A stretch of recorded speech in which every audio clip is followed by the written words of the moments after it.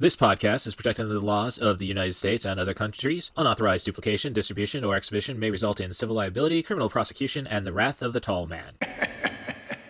Boy! Hey, let's talk about you, the ID10T community events at ID10T.com, like Russ Stevens, a.k.a. CatBus Russ, who has started a podcast called 90 for Chill, which Russ says is dedicated to movies with a runtime between 74 and 99 minutes, the time frame that I feel is ideal. Russ, I could not agree with you more. That is a fantastic idea. Russ goes on to say there are times you need a cinematic fix but don't have time for the latest Scorsese masterpiece or offering from a comic book universe. There's also times when you need a conclusion to prevent a binge costing you a whole night.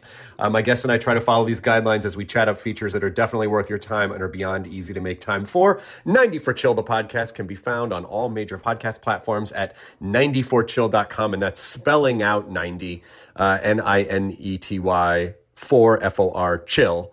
So there you go. Thank you so much for sharing, Russ. Really great idea for a podcast. Events at ID10T.com for everyone else. Hello there. After a 10-hour workday, it's about 11 p.m. when I finally get around to finalizing my podcast and uploading it to the internet. So I definitely need a lot of energy, but I don't need all that caffeine, so I rely on Dubby Jitterless Energy Blend. It's a coffee fruit extract, so you get about as much caffeine as a cup of coffee, but you get all the vitamins you could possibly wish for and all the energy, and about half the price. If you spend $4 a shift on energy drinks, you're spending $80 on sugar per month. Why don't you cut that in half and try Dubby Energy Blend? And if you go and visit Dubby.gg and use the promo code CatBusRuss at checkout, you're going to save yourself 10%. So on top of spending half the money, you can at least go and get one over on the tax man. So that's Dubby.gg, promo code CatBusRuss, and start feeling energized today. Scanning the streets of Los Angeles, a killer is loose.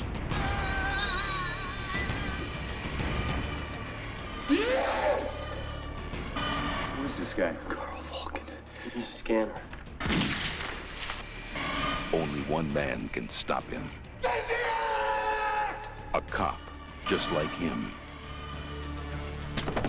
What the hell does he want? He wants me. Vulcan is gaining strength from the scanners he's killing.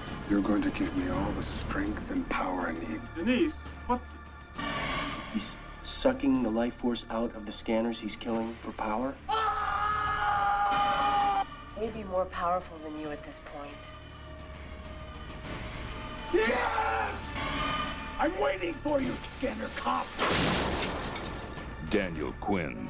Up against the wall. Patrick Kilpatrick. I need more.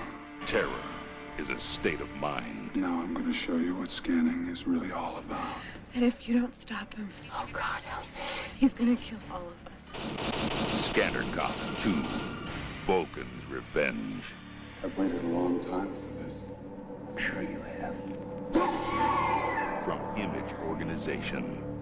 Did Robert Forster demand such a paycheck that we couldn't get exploding heads? That is the question from Scanners: The Showdown, better known as Scanner Cop 2. It's the sequel to Scanner Cop. Our Scanner Cop, Sam Stasiak, has made detective, and he is dealing with a scanner that he had put in prison and, inadvertently killed his brother in the process when stopping them from committing an SA. We'll just go with that. I should say the title is Scanner Cop 2 Vulcan's Revenge, which is the name of the escaped scanner who's coming out for revenge. It's a fast movie. We already know Sam Stasiak from the previous film, so we don't need to really build anything for him, add more depth to the character. He is looking for his mother, who I don't know if she abandoned him and his father in the first film, but that's his overall goal, while also trying to woo fellow scanner Carrie Goodart, who runs a clinic for scanners, basically a place to distribute the drug to make sure that they aren't going to go insane. Of course, Vulcan, played by the legendary big guy actor from this time. He's in The Quick and the Dead, the Bruce Willis take on Yojimbo, directed by Walter Hill. Briefly, he's in Class of 1999 as one of the cyborg teachers, so he's a great presence. And I would say The movie's fun, except we don't get the payoff for what we come to a Scanner movie to see. Granted, I have not seen Scanner 2 or Scanner 3, and both of those are on Tubi right now. You'll have to go to the Criterion Collection, and I think HBO Max to see the original Scanners, the David Cronenberg classic. I don't know, maybe it's a TV cut that did me wrong, but I see some images on IMDb that look a lot cooler. But basically, whenever Vulcan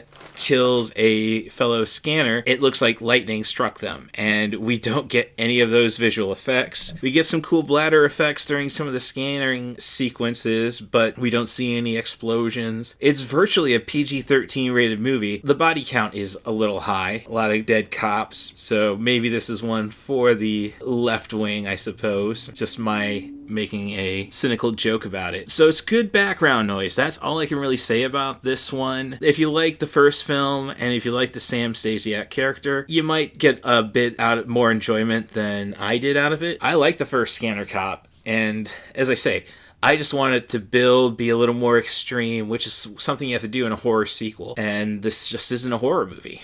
Little Hand says it's time to rock and roll. Bring the noise.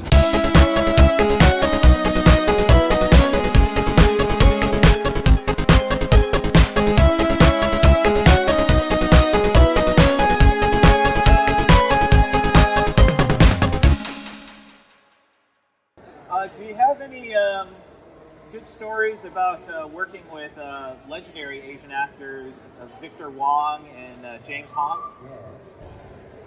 Well, I gotta tell you, Victor and James Hong are definitely two classic Chinese actors in Hollywood. They came from China, of course. Victor passed away. He's done so many movies, I can't even name them myself. But he's always, a character actor, like he has an eye problem, which actually added to the character that he played, just because he has a natural eye problem. He speaks with lips kind of thing. But he just always looks so natural, that's what acting is about. It's gotta be spontaneous. A good actor, they can do 10 different takes, and they will always look. That's called a great actor because they're spontaneous. Because every moment that you are saying the same line, it should come out differently. And that's called a great actor. And James Hong, definitely, he's done over 300 movies. So many great movies, the Chinatown, remember that movie with Jack Nicholson? He's just a restaurant tour or something. And then into Lo Pan, which is a classic. He created this himself. He's a comedian, he's a living comedian, actually. He's never really a comedian, but you meet him, you talk to him, he's a comedian. He's always cracking jokes in front of you, doing all these, things that you never expect. And that's just the way he is. He's like a whole boy. He's 97. He's got a long star on the Chinese in front of the TCL theater. So you go to Hollywood, make sure you have a visit to the picture. But he's definitely a legend. I have great respect for James Hong and also Victor, of course, and so many other actors in Hollywood. Asian actors are preceding him. And I hope to carry on that flagship forward, to make some good cross-cultural, maybe Chinese related to American culture, or politically, Chinese culture and all of that. With the audio from that panel with James Pax, better known as Lightning, or as he'd like to call himself, the OG Raiden from Big Trouble in Little China, you can tell that this is a convention that definitely needs a little work when it comes to panels, so maybe it's a good thing I didn't end up getting to be a panelist there. I'm just kidding around because I know I talked to one of the reps inadvertently, promoting myself back at the QC Fright Con, and we'll get to all that. This is I Dig Crazy Flicks with CatBus Russ, and I am your host, CatBus Russ. And I'm sorry that I'm a day late on this episode. I got back from the Quad Cities, Davenport in particular, Sunday night, and I had to be up for my new job with an hour commute. So trying to manage my New Year's resolution of getting at least 15 movies watched per month. I just didn't have the strength after Scanner Cop to go and talk about my experiences at Planet Funk Con and the QC Fright Con. In the end, though, I mean, as I say, the audio for that panel wasn't great. How they do their panels is, at least with the celebrity ones, they do it right in the main foyer, lobby, whatever the term you want to use. So you're going to have a bunch of people walking around, traffic, so a lot of noise coming into there, no walls protecting it. So a little frustrating that I couldn't get a great audio about Victor Wong and James Hong from Mr. Pax. He was doing his best to promote his new film. He's at least written. His intent is to get Donnie Yen to direct, and he wants to get Chris Hemsworth. It's going to be called Vortex, which is going to kind of feel like a Highlander meets Big Trouble in Little China. He's an interesting actor, I should say. He's an interesting man. And I kind of feel by the point in the panel, I think there may have been one other person sitting in on it. So, yeah, people are just not really paying attention to what's going on the main stage. Which, to an extent I can understand because of the Uber Monk 3D printers getting to have a stand right across from them. They've been really cool to me. I've ran into them at Quad Cities Comic Con and Indiana Comic Convention. So this is the third convention I met them in a row. And they were worn out from Friday. I believe the soon-to-be Mrs. was manning the table on her own. It was a pretty slow day then. And by Sunday, I did, talk a little, and they said, this wasn't really a great con for them. So, might have just been being put in what you would think would be the ideal spot. Like, there was a vendor who was selling a bunch of Asian movies and other, and a lot of anime, and I found Blu-ray from them, another one that takes place in Chicago starring Raleigh Vincent from the Gunsmith Cats. So I'm wondering if it's a spin-off, what have you. It's from Animego from 1989, so this actually predates Gunsmith Cats. And that was fun, actually, thinking of anime and such, because I was, again, Friday, slow day at the convention, talking to the person who manages, and bear with me because it might be a little noise. Ava, try to be quiet. Okay, so I found my niece a gift I thought that was cute. It's a...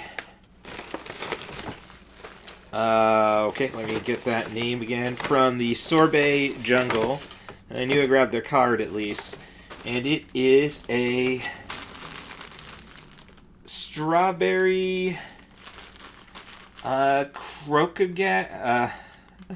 banana gator, croconana, something like that, hybrid banana and alligator, or crocodile, I should say. They've got a really big selection of them. And I had a conversation with her on Friday. We were talking like, oh, these kids today, we're both in our mid-40s, and she was telling me that, well, she had a friend, a former partner, whose dad was one of the founders of Right Stuff Anime, sold his stake for $250, and then Sony ends up buying the company out. So, hindsight, what have you. So you get little fun stories like that when you just go around talking to people. And with James Pax, I kind of, by Sunday I didn't expect, because he was essentially the last panel on Sunday. And, just parking, being in a hotel 30 minutes away in Muscatine, passing Coon Hunter Road and the Credit Island Nature Reserve, both on US 61 heading north into Davenport. So do better, people. I think I saw somebody when I was leaving Davenport, picking up some A&W Long John Silvers. A family walking out in American flag apparel, but it's like, I'm pretty sure it said repeal the 16th Amendment, which I don't support because socialist, but, for a second there, I just immediately had the reaction, did they say repeal the 13th or the 14th Amendment? Come on. After, staying at a hotel when I got back on Saturday night, picking up some Pizza Hut, because I don't have that in Urbana or Champaign, really. Well, there's one on the west side of Champaign, but, I'm all the way east of that. Guy had his car as he's checking in late with a sticker saying, I support ICE. At least he wasn't from Iowa. He was a Missouri guest. But, yeah, I didn't... there's a lot of vibes I didn't get. And I kind of got that as I'm wandering around. Sunday, I would think it was more prevalent with my sign saying Chuck Norris was a Sith Lord. And, yeah, did great promotion-wise. I'm down to like 13 buttons from that panel. I ordered 100 using the $35 that I was provided for my bad experience with Sticker Mule. I still need to write a review saying, hey, make them pay for that bad customer service and get those coupons. All I wanted was a refund by the end of it, and then I get an email saying, oh, yeah, your $35 is going to expire in a month. Well, I can suck it up dealing with these MAGA assholes one more time, I suppose.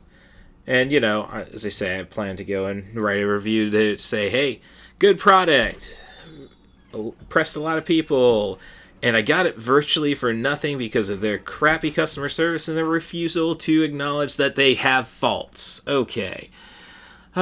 So, if we want to get back to where I left off on the bonus episode, and again with the... I think the drive back and forth, I just didn't have it in me, especially after sticking around for After Hours on Saturday to put out another bonus episode, trying to get myself acquainted, maybe catch a panel or so. But if we go back to the After Hour event on Friday, which was Big Head Mode, at Big Head Mode QC, I believe, on Instagram.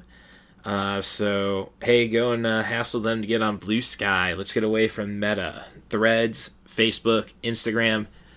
Let's not make another trillionaire, alright? Let's use the platform that a now trillionaire funded inadvertently by spending $42 billion on another platform. So, done with the oligarchy. Well, I'm not going to mention my new job because then it's like, well, look what you're building. Well, I mean, it's not pushing carts for minimum wage. So, I will take what I get. So, as I go and possibly risk my new job. Because I did announce, when they'll get to know us. Well, I have a cat. My adulthood has ranged from professional wrestling, and now I have a podcast. So, silence, I guess. But silence is violence. I don't know. And then, don't even get me started with that as I deal with Kelly. Okay, so I didn't give your last name out. So, yeah. So that's my little drama there. But Big Head Mode, they were fun. Had a great set of and they probably only played for 90 minutes, but it was like a 2-hour affair, which I think is a little long for an after-hour show. Try to get it in hour and a half tops, because I was up a lot later Friday night recording the pod, and that again probably wore me out for Saturday. And all I can really say about their presentation is, if your frontman is only going to be on maybe six songs, giving, given vocals, and, maybe sit him down. Let's present, he had a great guitarist.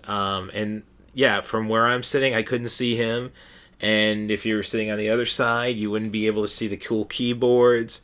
So you're picking and choosing your battles. They had 15 members on stage, so you had strings, you had horns, and yeah, I really like to, have people shine a little more instead of a stout guy occasionally, singing Daytona USA. And it was some interesting tracks besides for their Sonic, Mario, and Zelda sets.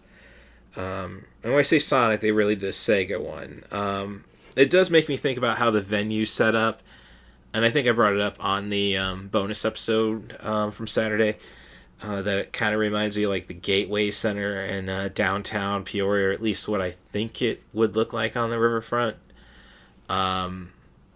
So fortunately, they were making enough noise that you wouldn't have the audio issues that Mr. Pax had with his panel. Never mind, the floor was closed by that point. I think some of the vendors were still selling stuff that were getting space in the foyer, I suppose. But yeah, so they had some weird tracks though they chose to feature, and it was fun because they would have people go around and play the video games as they're singing songs, or performing songs, I should say. But like Portal, that is one where you do need your front person singing about GLaDOS's end credit song. So I'll give him that. I'll even give him Daytona USA. The real weird one though was there was a weird track. One of the keyboardists and probably the founder of the group wanted to play from Der Blob from the Wii, which I heard good things about. And you know what? Maybe I should look for it because that's a better era of gaming. I mean, am I going to try getting some kind of copy of GTA 6? Yes, but that'll probably be through another vendor, since I don't really have to worry about midnight releases with my new job. I'm still sticking around, though, the one that's always been there for me. And if you want to learn more about that, subscribe to the Patreon and get access to all the original episodes from the 90forchill.com feed, along with ad-free podcast. I'll also send you a waterproof sticker or a fridge magnet if you sign up. It's only $3 a month right now, and that's 3 tins of cat food for Ava, so we can get up to 10 people. My cat is taken care of. You should respect royalty, and Ava is the queen kitty. But also, you get a shout out on each episode as long as you're a subscriber. So thank you, Tim Bates. You can find him on the feed in regards to episodes about Night of the Demons from 1988, the horror comedy classic, and the Charles Band produced Bloodsport in Space, 1989's Arena. Thank you, Scoop Staley. I'm really behind on AEW right now, since I did not get to really sit and enjoy Forbidden Door, and obviously, so I'm just kind of keeping myself away, and I'll binge it all at one time. I know that Jay Briscoe got the win, but Scoop, I'm gonna check out that episode from Peoria of AEW Collision where you're hanging out with Nigel and Tony. And hey, thank you, Dad. You do so much for me, and hopefully with this new job, I'll get my act together. Alrighty then. So that was the After Hours Friday. Saturday, I kind of was really kicking myself for not having, one, I didn't know QC FrightCon and Planet FunkCon were the same thing. Same building, except 2 different buildings, Skybridge, what have you. It's a really nice setup downtown Davenport, and I inadvertently drove by the Black and the Brave on Sunday, the wrestling school with, my 2 guys I got to train with, Merrick Brave and Seth formerly Tyler Black Rollins. Thanks, Danny Daniels, for making that all possible in the end. And I guess you could say thank Al Snow, and we could go through the lineage, but I digress. So it's a nice place. I just don't. They got to do something in regards to panels. But I did get to check out one essentially fan panel at the convention. I'm trying to find what I got there. So yeah, I was kind of drawn to it. It was a panel about collecting movie merchandise. Oh, and if you're looking for that Blu-ray I got from 1989, that is Riding Bean. So yeah, and I see you got Raleigh Vincent from Gunsmith Cats. I see the accountant, essentially. Trying to see if I'm actually going... The audio's in English. I like mine dub. I'm sorry. So there was... I heard it over the radio, over the PA. So that kind of got annoying, and that was something I talked to the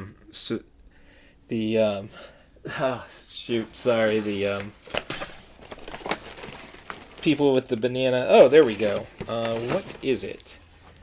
So, well, this looks like strawberry. It says strawberry on it, but Sorbet Jungle.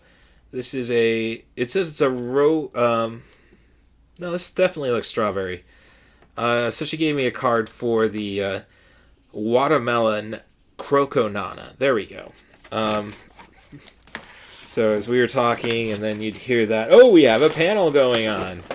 You only, at best, you have 2 panels going at one time, So, yeah, it's definitely more of a vendor ordeal. But, hey, vendors are all pretty cool, as I say. Just talking to one of the guys who was running a pretty nice little shop, a lot of VHS tapes. I did not go and buy any like I did at Indiana Comic Convention.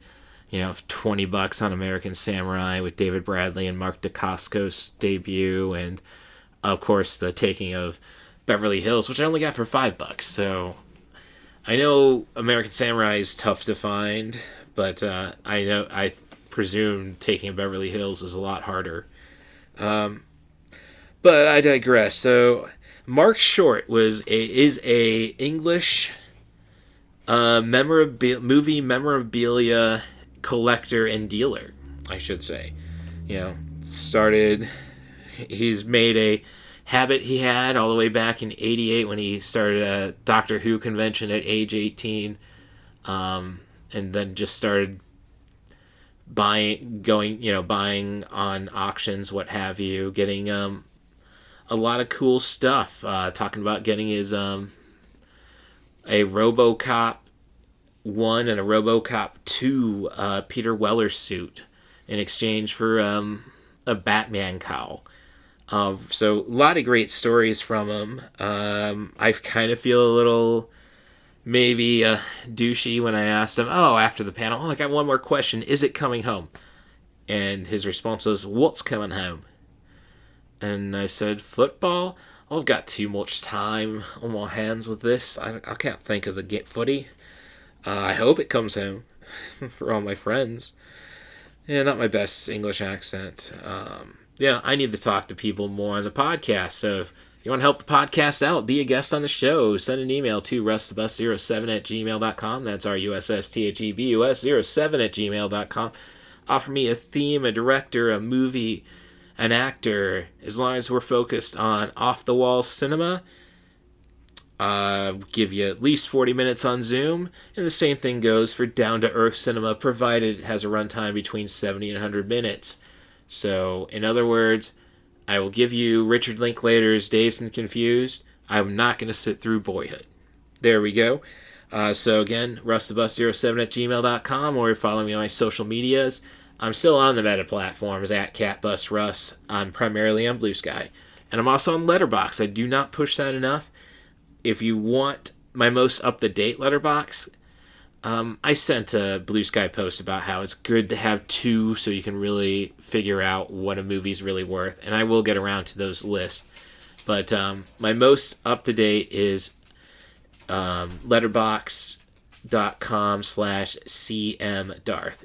cool movies, Darth, in other words. So that's definitely what I'm currently watching, and you can see as I'm succeeding in watching 15 films a month. All right. But back to Mark Short. So we got some great stories, and then he was doing giveaways, and he said he had about $2,000 of stuff to give away. So I didn't get the... he had a suit from the kind of monster soldiers from Suicide Squad 2016. I didn't get that. I got the first prize.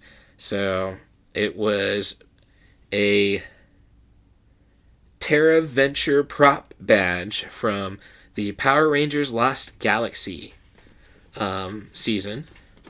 Or series, I should say. You know, I kind of flaked out after the movie, the first movie. And we did get the talk, like, oh, the props were so cool, and like the CG on making the outfits work and look cool was great, but nobody liked the CG from the Zords, essentially. But yeah, it was a great panel, talking the stories, talking shop, you know. And the big thing, though, I got from that was, as he said, don't go to guys who are trying to sell you Marvel, DC, Star Wars, because those are the most likely to be counterfeited. And those guys, you can tell a counterfeiter if they drive fast cars, because if they don't respect money, you know, that, I mean, but driving a sports car, they act like money is nothing to them. And that's just a lack of respect. So, good lesson there. And I think it's just innate. We don't trust people who drive sports cars. So, yeah, that was a fun panel. I got down. I talked to Brad Jones, the cinema snob. And this is the first time we really, like, he's usually pretty busy with people. He's a great guy. He'll talk to you forever. And, this is the first time I think I really got to talk about what I do. He remembered, or at least he claims to remember, the iCanon Crazy Flicks buttons I gave everybody from Channel Awesome at C2E2. Talking about shop, finding out that he's got the same agent as Eddie Deason. Wow. And he was sitting by James Pax. And it's like, well, I met James a couple years ago. He's still my profile pic on Instagram at CatBus Russ. So I really should have given him more time, honestly, a little more respect. I don't know if I wanted to give him another $80, but no, James Pax is cool. Brad Jones is cool.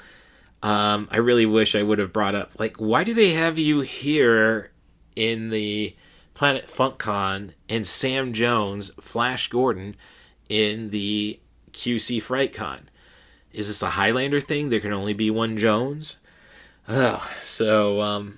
But no, very cool. I got to talk, downstate stuff, because he's originally from Springfield, and the Poetic Critic has tales like, oh yeah, he worked at the movie theater. I don't know if she ever really left the campus back in the day. She didn't drive her roommates nuts. That's that much I do know. As she graduated with her bachelor's in English and then her master's in communications. Just doing my best to give her a little shove, come on, start taking control over your workplace drama. There we go. So, Brad Jones is cool. And Sam Jones was really cool. I did not expect him. My problem is I have a Flash Gordon Funko Pop. So it would have been great to get one autographed. That vendor who... I could talk canon with, especially once I was, got a great response from non-whites in regards to my Chuck Norris sign. Now, what really broke my heart was Sunday, a group of kids were walking by and what's a Sith Lord? You haven't watched Star Wars? Well, I've probably watched it a while ago. Geez, kids. How did this change so suddenly? I'm not going to hear the end of it from the Poetic Critic about Mando and Grogu's box office numbers. I mean, it's going to do gangbusters on Disney Plus I mean, it's going to get more love than Wish did, and I still love Standing by Wish. I did get to talk to my trivia team about it, and like, I don't know, that one is weird. Yes, the story is weird. It doesn't make sense. You don't want it to make sense, you capitalistic pig. No, so, yeah, Sam Jones, like the people ahead of me, he talked for a good 5 minutes and really wanted to get to know them. So I probably freaked him out when I just said, dude, seeing Ted. So I got an autographed 8x10 with like all his characters, and you got Ted sitting on the side, you know, acting in a cute little pose in one corner. And I said, look, I really felt seen by Ted. Oh, what do you mean seen? And it's like, well, it's like exactly how I grew up, except Mom just liked British actors and probably got fed up with me watching Star Wars all the time. So yeah, he signed an 8x10. I signed a recreation, I think it's 11x19 print of the Italian poster. You know, Dino De Laurentiis. Of course I want that. And he signed like 3 football cards for Flash Gordon. So, hey, might take care of some shopping for some relatives. I'm keeping the print, and I'm keeping the 8x10. The other 3 autographs are free for spending that. So, very cool guy. Like I said, you know, I felt seen from that. And it's like, you know, I grew up on Flash Gordon. Well, that's what Seth MacFarlane says how he grew up, watching Flash Gordon getting stoned. It's like, well, it took me a good another 38 years before I got into the stoned element of it. Oh, it's another thing at my new job. Like, we'll send you home. You know, if we suspect something, we're going to test you right away. It's like, yeah, I have a card. I know I'm going to fail the test. And it doesn't matter. Just don't come in stoned or drunk. Okay, fair enough. But, you know, I got to make a point of it. Like, you know, I don't know. Maybe I'm suggesting, could you guys send me to rehab or something if that happens? I don't know. But yeah, so it was fun hearing about his adventures. Like, I picked up on what he was talking to, and I didn't take as much time as the group ahead of me who he's talking about. Well, how do you live in near the river, Mississippi River, in basements? It's like, well, we're in Tornado Alley, and we're gonna have basements.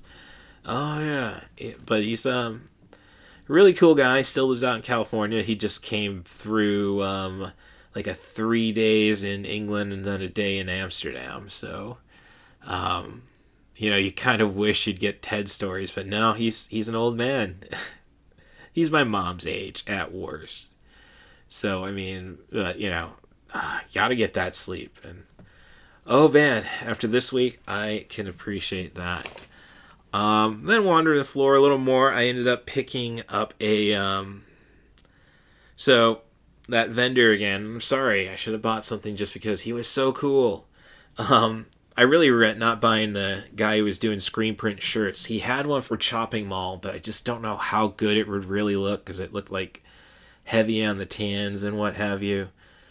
So the people like probably would look off. He'd probably have to pick and I don't like black shirts. It's not that I don't like them. It's just that I have way too many. But there was a, but that guy was selling, you know, had Funko Pops for Flash Gordon. He had one for Dante from Clerks 3. So it's like, oh shoot, I already got autographs from Brian O'Halloran. And it's like, well, you can take this over, and like, I would have saved $10, I suppose. Well, no, it would have been more expensive to buy a $25 Funko Pop and then pay $50 to get it autographed. I didn't catch it when I was first over at Brian's table, but he had Funko Pops. I just thought it said $60 to Funko Pop. Like, $60 maybe. And then I finally, second time I came around, oh, it's autograph Funko Pop, $60. Yes, so hopefully I can get to GalaxyCon in Des Moines, because they're going to have everybody from Clerks. I guess they're celebrating 20 years of Clerks 2. I haven't seen Rosario Dawson listed, But, you know, we're going to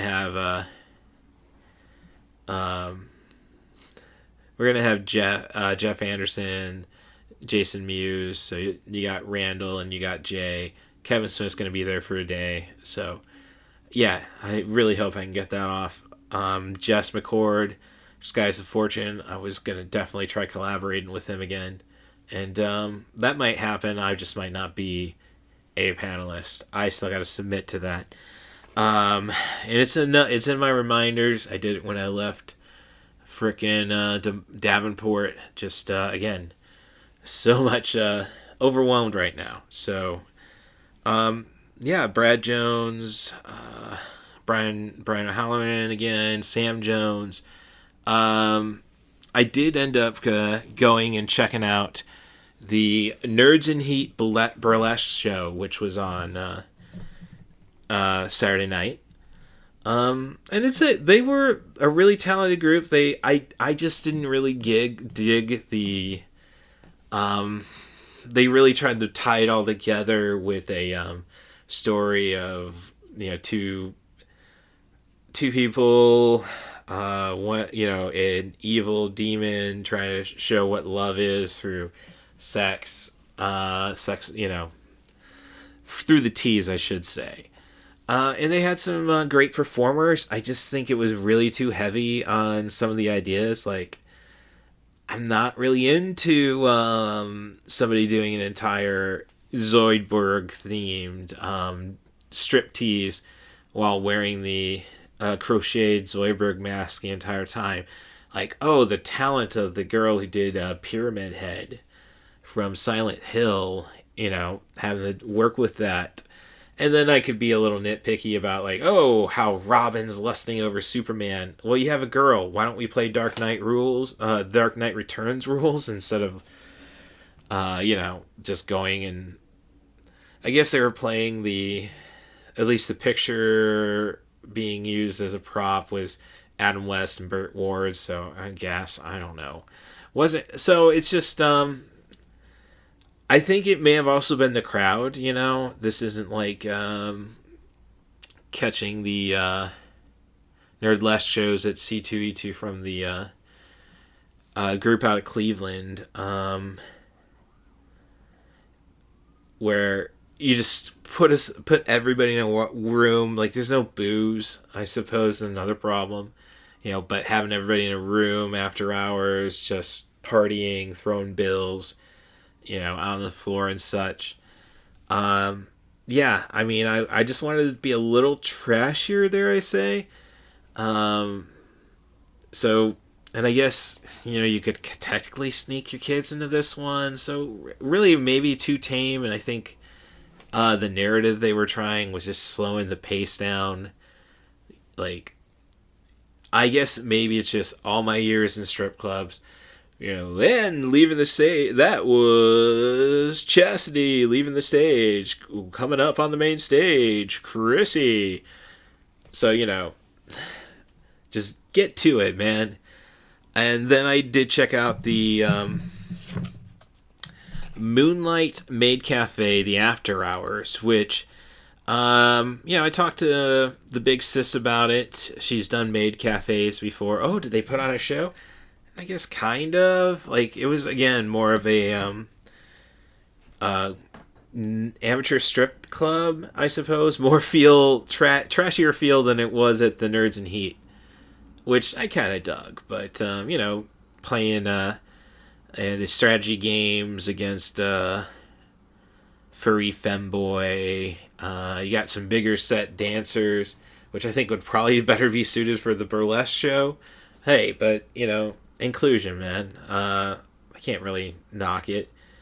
Was it, you know, I think, but it was so fly by the seat of their pants, and, you know, them complaining about the Davenport strip club laws, which I don't know what they're thinking of. At least when I was at Daisy Dukes, granted 20 years ago, they were pretty liberal with what the dancers could do and what the customer could do. But hey, they were all having a good time. I think the only person who may not have and was a autistic kid, and I'm talking high end. When I told the Poetic Critic about it, she kind of like, oh, I know what you're talking about. Like, I tried to give him a button afterwards, and he's just like, why are you approaching me? And like, dude, I know you're not, I know you're all right, man. I have an older sister like you. I didn't say it. Just saying, hey, dude, it's free. You don't dig crazy movies. And he's a decent enough kid, but he's kind of dragged in there by his friends. So I can feel for him there. Because I don't know. I'm a pretty shy guy in general. I think it wasn't till I don't know how I bloomed into a pervert out of the blue. Like, everybody, he spent $60 at Deja Vu in Springfield, because I was 18 going into my senior year of high school. So we were taking a guy who just turned 18, who graduated, class of 98, down to Springfield. So me and my best friend Brent were with him, and like, oh, I got the money. Screw it. Why not get all these dances? And I was a good kid still, calling mom like, hey, I'm sorry we're running so late. Oh, no, that's fine. So, yeah, so that was interesting, and really all I can say when it came to Sunday was I wanted to see how many buttons I can get rid of. I spent 100. I saved 3 for myself, and I'm down to, let's see, there's 5, 12, plus 3, so 85 buttons given out. So very productive. I didn't buy too much stuff that on the second day. I mean, I got the Crocanana for my niece. I finally went and bought stuff from these guys I've seen. First saw them at UICon back in Champaign back in January, at the end of January. But I finally got too tempted. They were selling a baseball style shirt with a cat sitting on a spilt can of gasoline with a match in hand. Do you want to see a magic trick? It's like, yeah, that is cool. All right, here we go. Well, shoot, they secured these guys really know what they're doing. They are putting a lot of effort. They have some great wood prints and stuff. Really kind of wish I had a house just so I could avoid that. But the group is Fluffy Monster. Fluffy Monster -IRL on Instagram. FluffyMonster.com. Fluffy-monster.com. So yeah, they had that shirt I could not help but resist getting. And then like, well, they want sleeves at my new job. Maybe I should wear that first day. And I could have probably gotten away with it first day, but then it's like, no graphics on your tees. So now I further appreciate my long sleeve Wax Trax Records shirt with the Wax Trax in black screen print on black tee. So yeah, Fluffy Monster, bought some stickers, bought that shirt. Like the stickers I got got a free one, which was just a cat doing a little fluffy cat and angel, maybe skim, what can I say? And then there's the one that's a little more skim, which is a cat holding a cat in Dr. Scrubs holding an X-ray of a broken foot, a leg, I suppose. I'm no doctor, but I have a theory. So, and the other one I picked up was I might be on a government list, which is another cat driving a bulldozer. It says Killdozer on it. So, very cool stuff though. And then I ended up buying, I think a blind bag stickers, or a blind bag from a group at the QC FrightCon side. Oh, that's a cute little bat sticker. As I say, blind spot. It's the Bright Bat. That's the name of the company. brightbatdesign.com. So I guess I got those stickers free. It was all in their baggie. Yeah, nice little postcard with a bat riding a cat. Aww. Halloween themed. So what is the bottle LOTL bag? Let's see what's in here. This is definitely a blind box. Collect all 6, so I'm only going to get one. Oh, it's a little, I think it's an ocelot pin. Pink, just floating a little bubble. Okay, that's the bottle. There you go. Bottle, they're all, Exotl? Shoot. How do you pronounce that?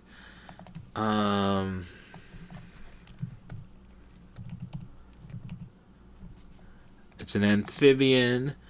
The axolotl, I guess, is how you would pronounce it. I had a manager at Benny's who had that got that tattooed on her arm, and I think it was because her daughter chose it. So, very cool story there. Almost makes you want to have kids to make those silly decisions for you, I suppose. So yeah. So QC, FrightCon, Planet Funk were a lot of fun and ended up being a pretty productive trip for me. So yeah, I'm just now in that spot where I'm trying to figure out how I'm going to work cons in when you have, a publicly traded company as your new employer. So, gonna make it work. The schedules don't seem too bad. I'm more worried about my social life during the week. So I gotta might be out of the trivia game for a while, but we will approach that as it comes. So I hope you had fun hearing about my last weekend. Again, thank you for your patience in the release being a little late. And gosh, I'll be lucky if I get 5 hours of sleep. Hey, this is the priority in my end. And thank you very much for taking the time to listen and, give me a chance to entertain. I say I'm a shy guy, but as I say, when we did introduce yourself to the team, give me a mic, I can put the character on. So I guess that's what I'm worried about the new job, because it's like, I have a role, but I don't really have anybody to act against, I suppose. Who knows? I might be craving those extra shifts at my the job that's always been reliable for me. So, but So I think I got through. Let's see. The best way you can help the podcast out is to rate and subscribe on your favorite podcast app. 5 stars reviews, preferably. Be as honest as you like to be in the comments. I can appreciate some clever passive aggressiveness. Kelly. All right. So, otherwise, thank you, Stationary Harden, for keeping an eye on me, keeping me out of too much trouble, and still being my inspiration. I hope you're doing the same for everybody else you touched in your life, and I hope you're squeezing the appropriate amount of ectoplasm out of Skimbleshanks, the one-eared angel. He's a talkative little guy. Can't force it all out of him. So, once again, thanks for checking out I Dig Crazy Flicks, and we should be back to our regular schedule, Bat channel. Thanks again, and have a good night. Can I hear a wahoo? This podcast was made possible by the love and support of Dave and Cindy Stevens, Rory Stevens and Allison Higgins, Danny Daniels, and Stephanie Smith. Long live Flash! You've saved your Earth. Have a nice day.